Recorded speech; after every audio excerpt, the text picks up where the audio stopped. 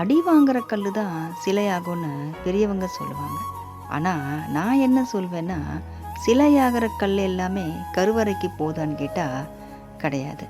சில கல் மட்டும்தான் கருவறைக்கு போதும். சில கல்லுகள் இன்னும் சிலையாகியும் கடையில் தான் இருக்குது.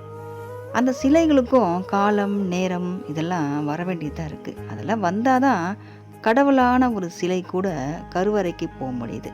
கடவுளுக்கே இந்த நிலைனா அப்போது நமக்கெல்லாம் என்ன நிலை பாருங்கள். நம்மளும் கஷ்டப்பட்டுட்டு தான் இருக்கோம், உழைச்சிட்டு தான் இருக்கோம், வாழ்க்கைன்னா என்னன்னு புரிஞ்சுக்கிட்டோம், நிறைய அடிபட்டுட்டோம், சிலைகளாக இன்றைக்கி செதுக்கப்பட்டு தான் இருக்கோம். ஆனால் நமக்குன்னு ஒரு அங்கீகாரம் கிடைக்கல. நமக்குன்னு ஒரு நேரம் காலம் எல்லாம் வரணும். அதை வர வைப்பார் நம்ம முருகர். அது வரைக்கும் நம்ம கொஞ்ச காலம் காத்திருந்து தான் ஆகணும். ஏன்னா கடவுளுக்கே அந்த நிலை.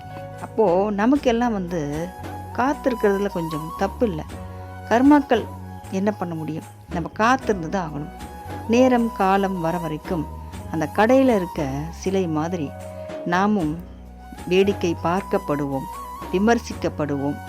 4 பேர்கள் நம்மளை உயர்த்தியும் சொல்லுவாங்க, தாழ்த்தியும் சொல்லுவாங்க. இது எல்லாமே நம்ம கேட்டு சகிச்சு தான் ஆகணும்.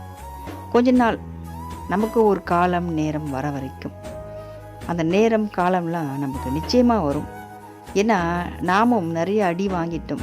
சிலையாக தான் இன்றைக்கி செதுக்கப்பட்டு இருக்கோம். ரொம்ப அற்புதமான சிலையாக இன்றைக்கி நம்ம செதுக்கப்பட்டிருக்கோம். நிச்சயமாக ஒரு காலம் நேரம் நமக்கு அற்புதமான நேரமாக வரும். காலம் நமக்கு பொன்னான காலமாக வர்றதில் எந்த சந்தேகமும் கிடையாது. நிச்சயமாக நமக்கு முருகர் காப்பாற்றுவார், நம்மளை நிற்க வைப்பார். 4 பேர் முன்னாடி நம்மளை உயர்த்தி காட்டுவார் முருகர். வெற்றிவேல் முருகனுக்கு அரோகரா.